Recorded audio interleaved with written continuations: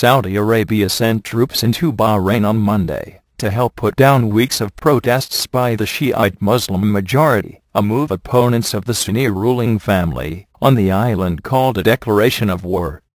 Analysts saw the troop movement into Bahrain, home to the U.S. Navy's Fifth Fleet, as a mark of concern in Saudi Arabia that concessions by the country's monarchy could inspire the conservative Sunni kingdom's own Shi'ite minority. About 1,000 Saudi soldiers entered Bahrain to protect government facilities, a Saudi official source said, a day after mainly Shiite protesters overran police and blocked roads. They are part of the Gulf Cooperation Council force that would guard the government installations, the source said, referring to the six-member bloc that coordinates military and economic policy in the world's top oil-exporting region. Bahrain said on Monday it had asked the Gulf troops for support in line with the GCC defense pact. The United Arab Emirates has said it would also respond to the call. Witnesses saw some 150 armored troop carriers, ambulances, water tankers, and jeeps cross into Bahrain via the 25 kilometers causeway and head towards Riffa, a Sunni area that is home to the royal family and military hospital. Bahrain TV later showed footage it said was of advance units of the Joint Regional Peninsula Shield Forces that had arrived in Bahrain due to the unfortunate events that are shaking the security of the kingdom and terrorizing citizens and residents.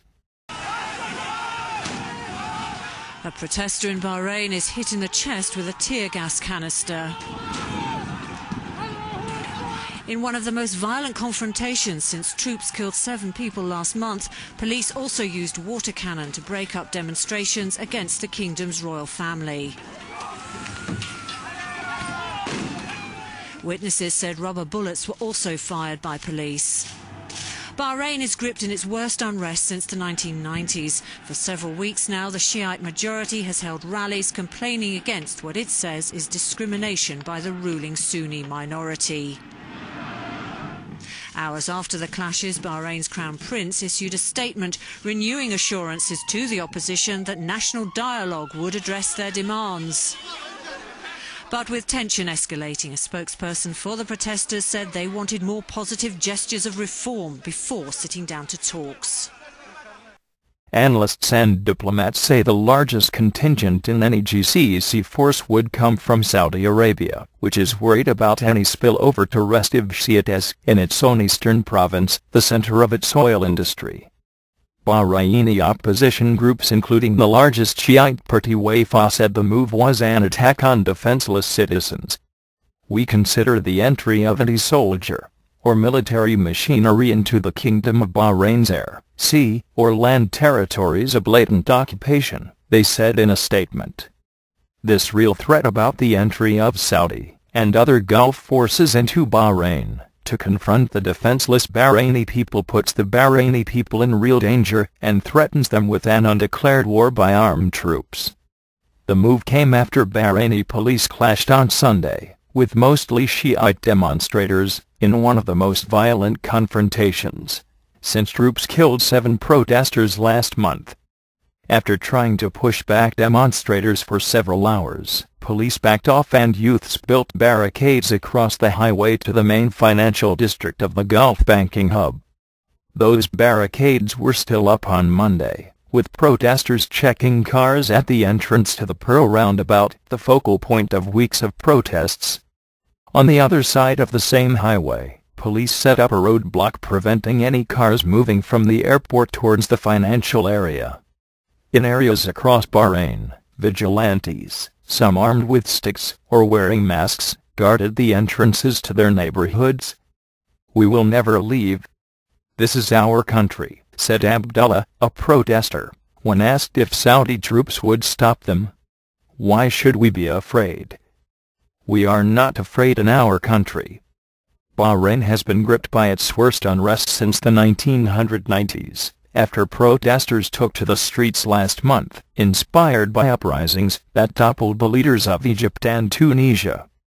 Thousands are still camped out at the Pearl roundabout, having returned since the army cleared out the area last month.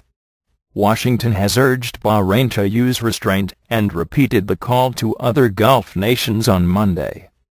"We urge our GCC partners to show restraint and respect the rights of the people of Bahrain, and to act in a way that supports dialogue instead of undermining it," White House spokesman Tommy Vietor said.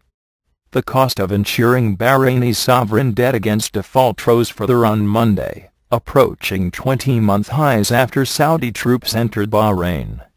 Any intervention by Gulf Arab troops in Bahrain is highly sensitive on the island, where the Shiite Muslim majority complains of discrimination by the Sunni Muslim royal family. Most Gulf Arab ruling families are Sunni, and intervention might encourage a response from non-Arab Iran, the main Shiite power in the region. Accusations already abound of Iranian backing for Shiite activists in Bahrain, charges they deny. Shiites in states with large Shiite populations, in particular Kuwait and Saudi Arabia, may intensify their own local anti-regime demonstrations, said Ghanem Nusayb, partner at consultancy Cornerstone Global. The Bahraini unrest could potentially turn into regional sectarian violence that goes beyond the borders of the particular states concerned. In a sign that the opposition and the royals may find an 11th-hour solution, the opposition group said they had met the Crown Prince to discuss the mechanism for national dialogue. Crown Prince Sheikh Salman Al Khalifa offered assurances on Sunday that dialogue would address key opposition demands, including giving parliament more power and reforming government and electoral districts. Even if talks are successful, however, the opposition is increasingly split, and hardline groups may keep up protests. U.A.E. is calling for a new government and a constitutional monarchy that vests the judicial, executive and legislative authority with the people. A coalition of much smaller Shiite parties are calling for the overthrow of the monarchy, demands that scare Sunnis who fear this would benefit Iran